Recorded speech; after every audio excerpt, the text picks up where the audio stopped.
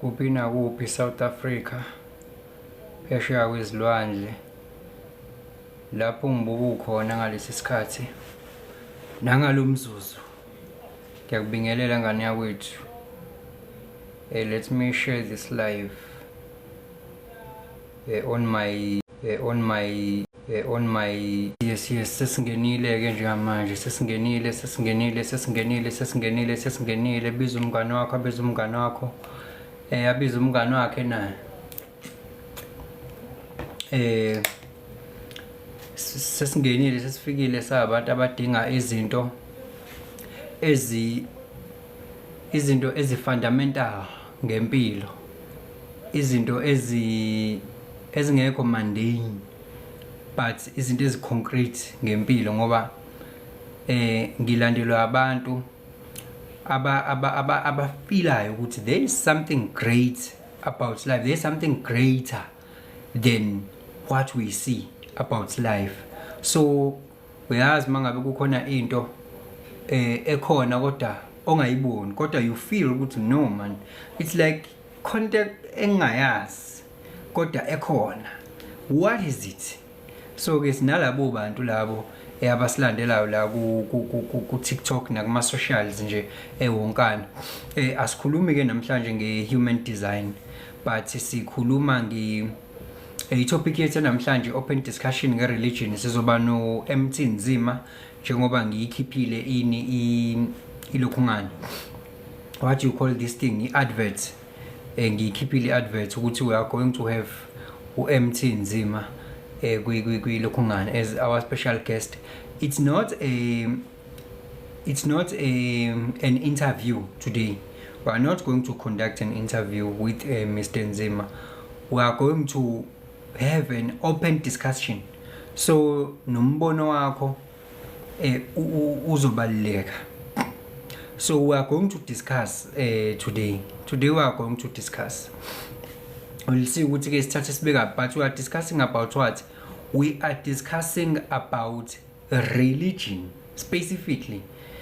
Okumnandi ukuthi mina, what I know, mina no Mr. Nzima, we are the opposites, yabo, we are the opposites nje.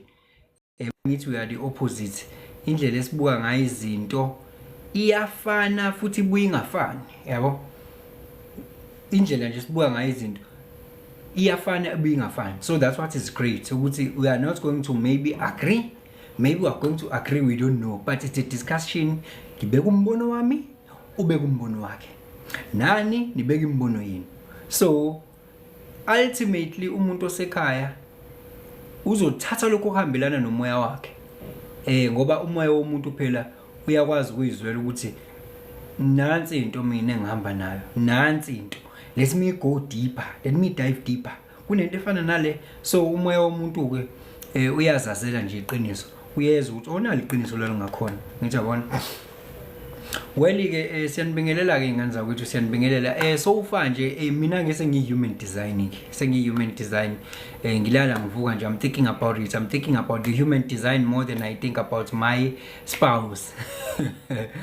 So far I'm reading your charts and it's amazing, so far reading the people's charts. It's amazing. Ngibabuka nje yama energies abo, si engage, ngibuza okwenzekalayo, bengitshela, ngibatshela, yabo. We're engaging and I'm so grateful ngabantu engisahlangane nabo njengamanje bezoridelwa ama charts. I'm so grateful. Kuyakhombisa ukuthi abantu labayana abadinga something more than lokho abakhuliswe ngakho, yeah. But asikho ke lapho ke bengidlula nje kule chart reading ukuthi ay so far so good ngendaba yama charts, so far so good. And we were fully booked nje last week, lesonto leli esiphuma kulona, we were fully booked and I've managed to read all the people's chart. I've able to read ama charts abo bonke abantu bebebhookile bonke ngaphinde ngabalandelisa ngesummary futhi of that umuntu umefuna ukuyifundela ngicabanga ukuthi uyedwa kuphela umuntu ekuzomela ngimsendele isummary uma ngiqeda. Yeah, it's so amazing guys, it's so amazing.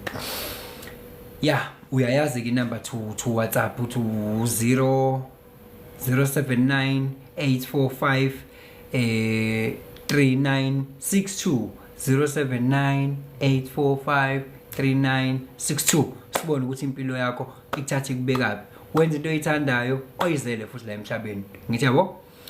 Yeah, well, sizoba naye ke like let me assure you, it's not an interview today. It is really not an interview. Rather, it is an open discussion. Yabo? It is an open discussion. In fact, namhlanje it's not an interview. So discuss about what? Discuss nge-religion. Sizoba naye nje ukubonile i-advert u-MT unzima umthuku sizoba naye sidiscussa. So masidiscussa ke singavumelana singangavumelana futhi. Ngithi yabo? So limnandile le 10 esiyithathayo we taking i10 ehlukile la khona ungezukulalela mina kuphela nama ideas ami. Ngithi izolo yona sawubona we-eyes sawubona khaya lo mphefumulo danko ngiyabonga kakhulu we-eyes injalo indaba nje injalo indaba nje injalo. We are human we are spirit in a human form. Sawubona we-LK, ngiyakubingelela ngani yawethu, ngiyakwemukela ngalesi sikhathi. Ngibingelele nani lapho ku YouTube, sengikhohlwa ukunibingelela. My YouTubers sanibona. We are a spirit in a human form.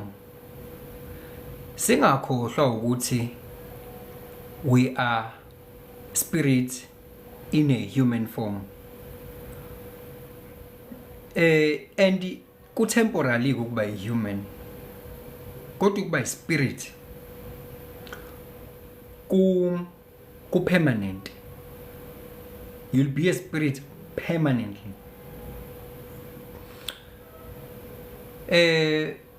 You are manifested as a human being. Wabhokswa emzimbeni.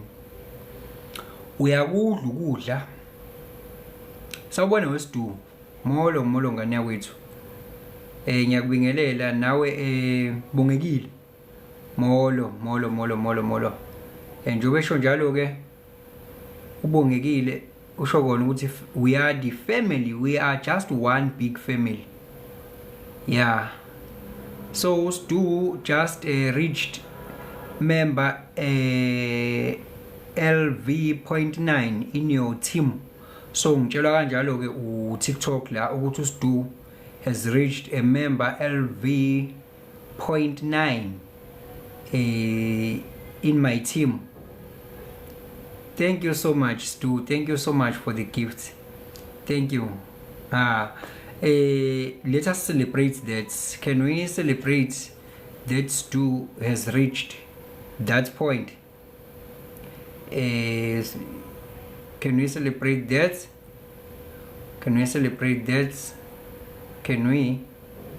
We are celebrating what TikTok is telling us. That Stu has reached that level.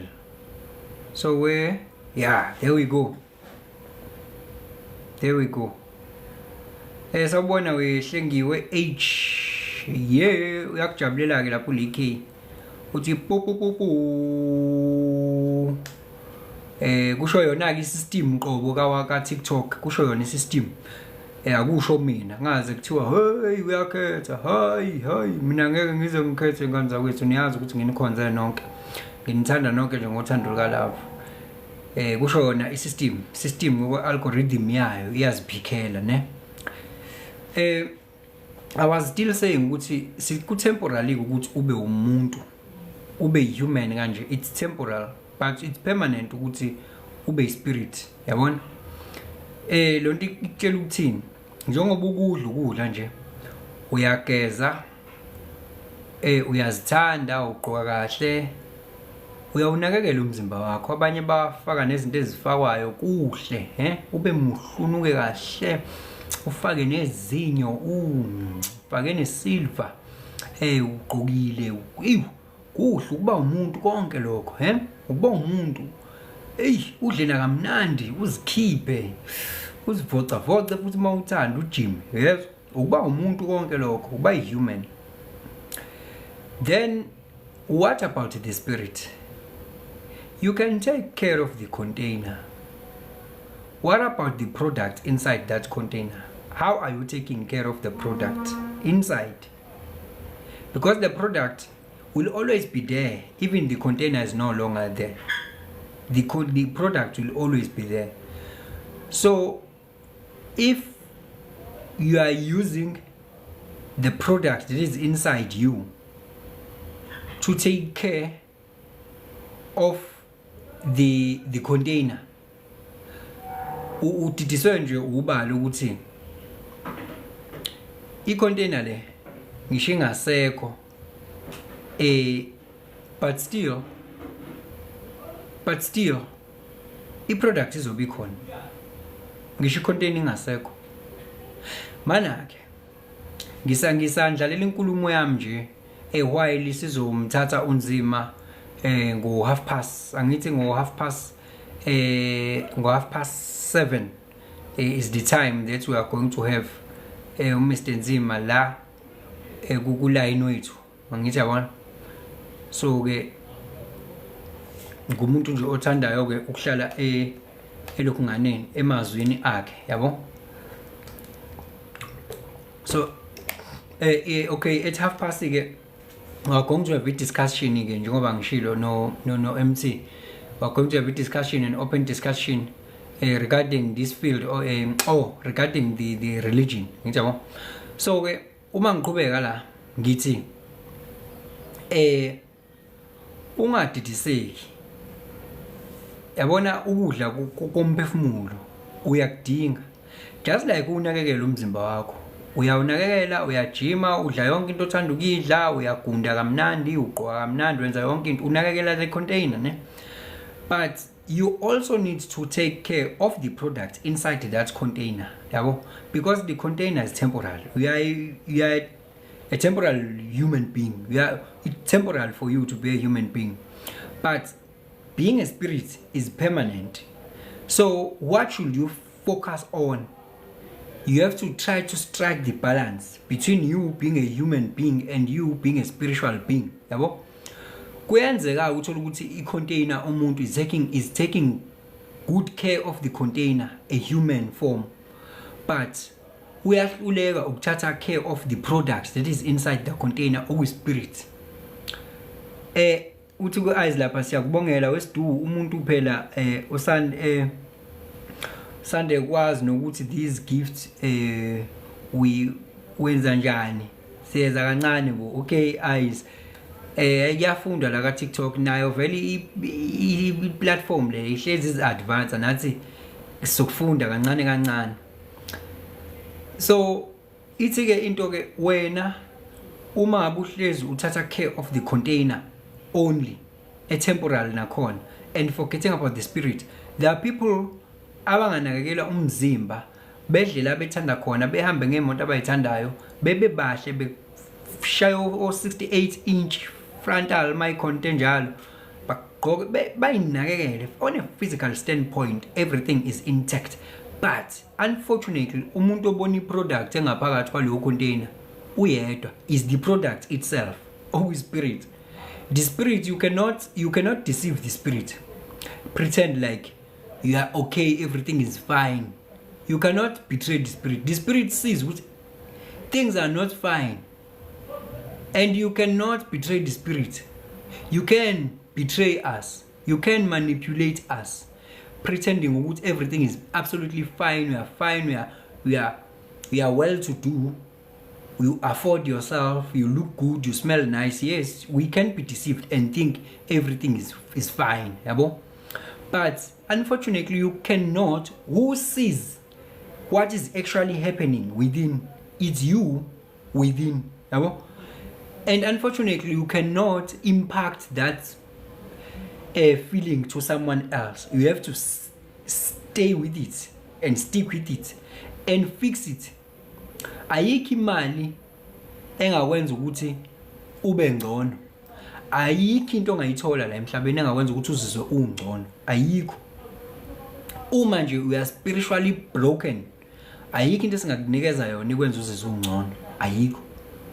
Except yazi ukuthi nento esingakunika yona into engaphathwa ngisho nangezandla. Ayiphathwa ngisho nangezandla. Njengoba sikhuluma nje kanje. Lokho lento esikhulumayo ayona into ephathwa ngezandla le ethengayo and something like that. We are vibrating nje we are shaking the air particles ukuthi sicreate lemsindo ezofika kuwena bese wena uinterpreter yabo iyakhi sense and then bese umoya wakho uyakuholela yabo eqinisweni. So ayikho into esingakunika yona ezimali ngaphandle ukuthi so sebenzisa amazwi can direct you to iqiniso. Ngeke amazwi azal express iqiniso, can direct you to iqiniso. So we will use amazwi to direct you to the truth and leave them, because words cannot express the truth of the universe. Yabo? The true essence of who you are and who you have to retreat to. Into obuvelu iyona awukazi uzushintsha ukuthi nje into iyona igqitshwe umsindo walomhlaba. So one thing umuntu okusuka kumele ukuthi ayenze ukususa umsindo walomhlaba ne-deception nokuba deceived, asuse kona ku-unpeele bese ezirealize ukuthi ke akazi kusuka ukuthi ngubani, ngihlezi ngilo muntu lo ebenguyena kusukela ngizalwa. Anytime ngoze ngife angishintshi ngohlezi nginje. Umzimba will come and go, but me as a spirit I'll always be there. I am a conscious spirit, yabo.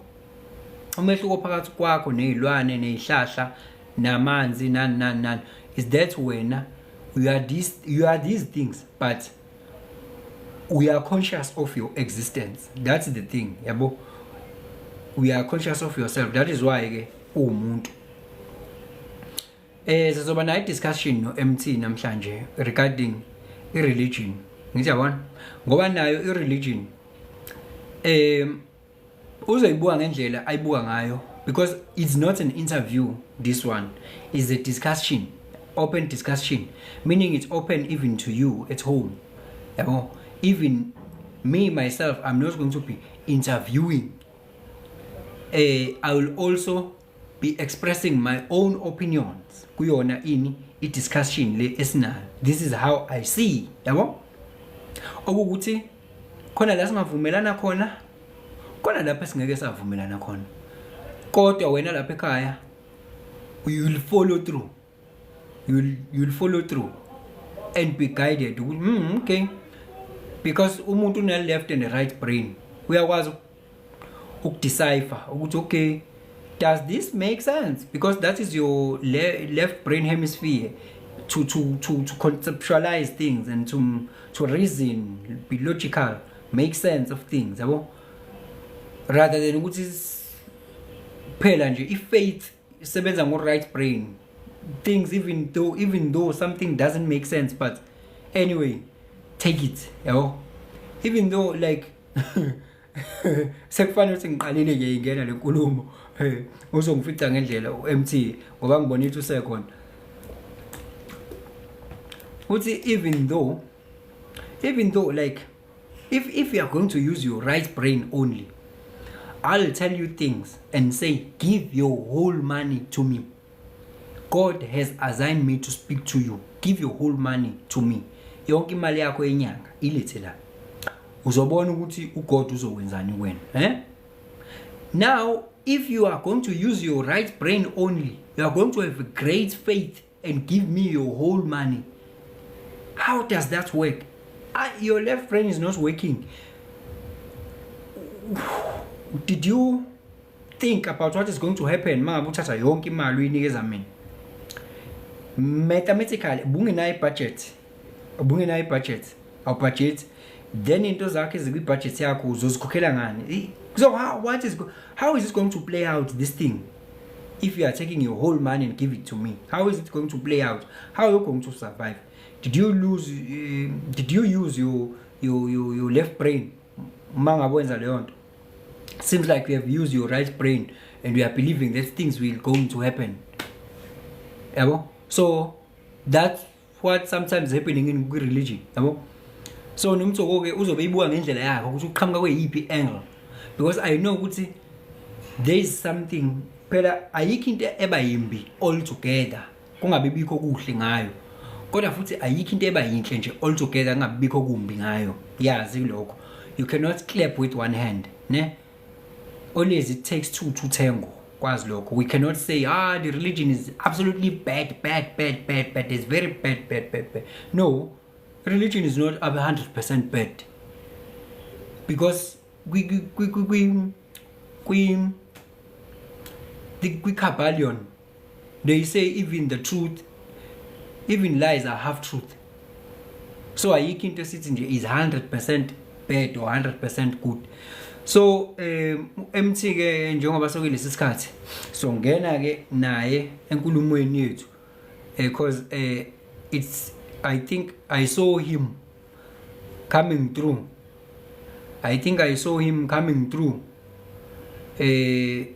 So I'll rely on him. Yeah, I think ngalesi sikhathi ke sesixhumene kuline wethu sesinaye uMr MT Nzima, sikubingelele futhi sikwamukele ngalesi sikhathi. Sanibonani msakazi, ninjani nabalaleli?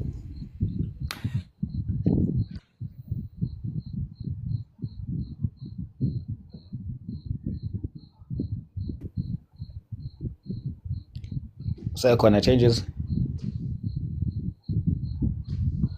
Ngithi siyaphila nje ku spiritual Saturday. Kuwena kunjani? It seems like asitholani lana. Ngiyaphila. Ake ngizama ukuthi ngishintshe network ngoba le ngathi ayisiphethe kahle. Maybe usebenzisa le enye, awusebenzise le enye, nami ngisebenzise le enye ngabuya ngashiftela kule enye.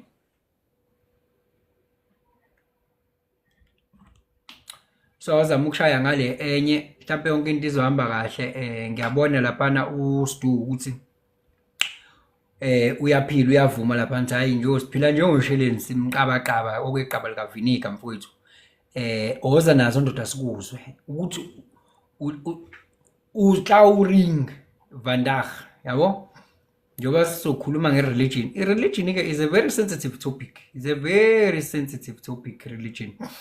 Ngiyabona lapha kuyachaza no eyes lapha ukuthi ke uyaphila wemfoka nzima kanti kuyintokozo kuba khona kwakho, yabo?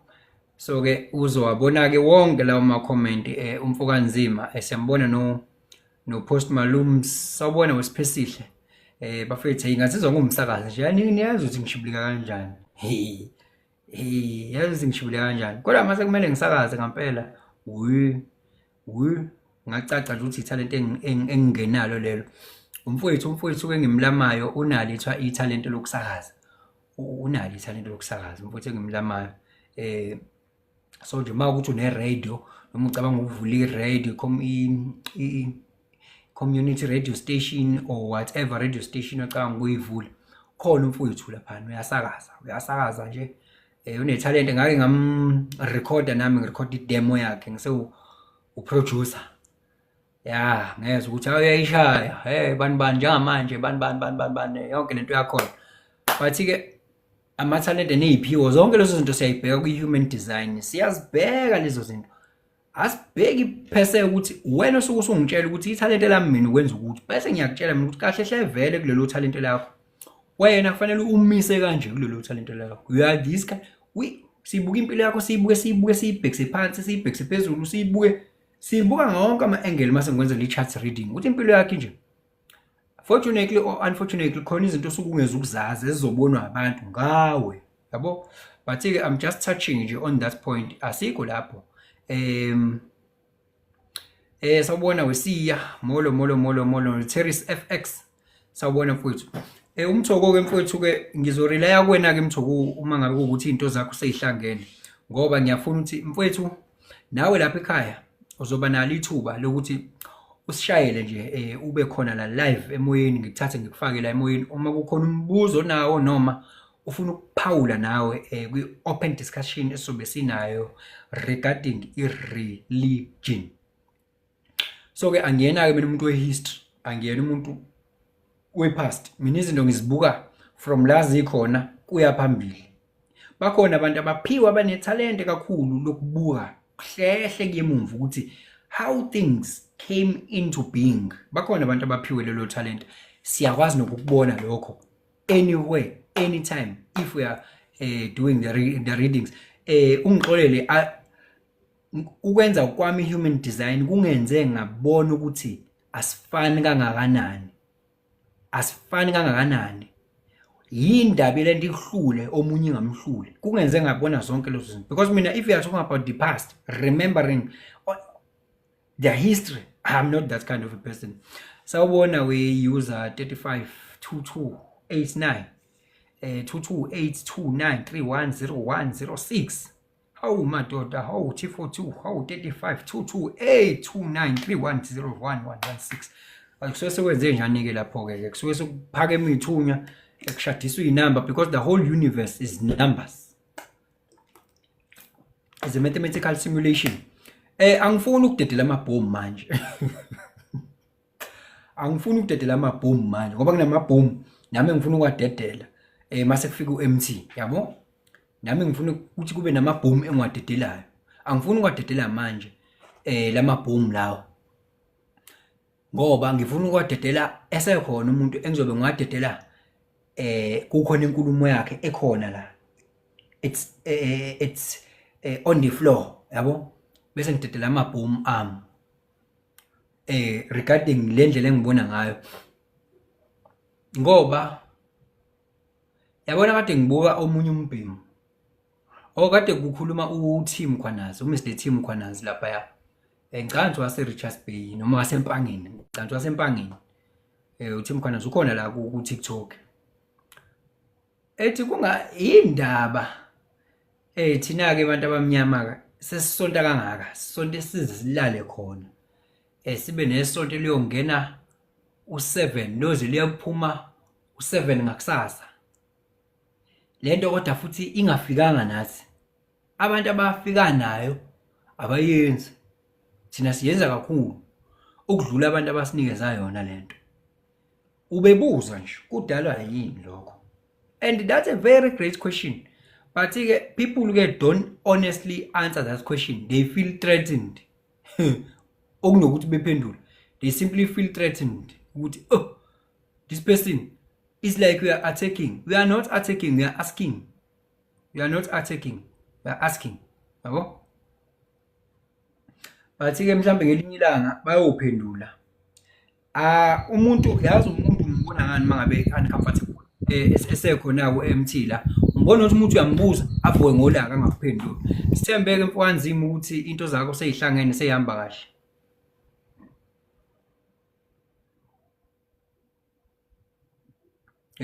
Upause. Pause. Konje ubani ojwayele ukuthi pause. Ekinokumbuka bathi ubani? Uniyo. Ya uniyo. Ubusuphozile uthi pause. Sawubona we ubani ubuki M. Buki M. MT into zakho ziyahlangana nje. Hayi. Athi don't ubambeka ngophondo ke namhlanje. Hayi khona. MT.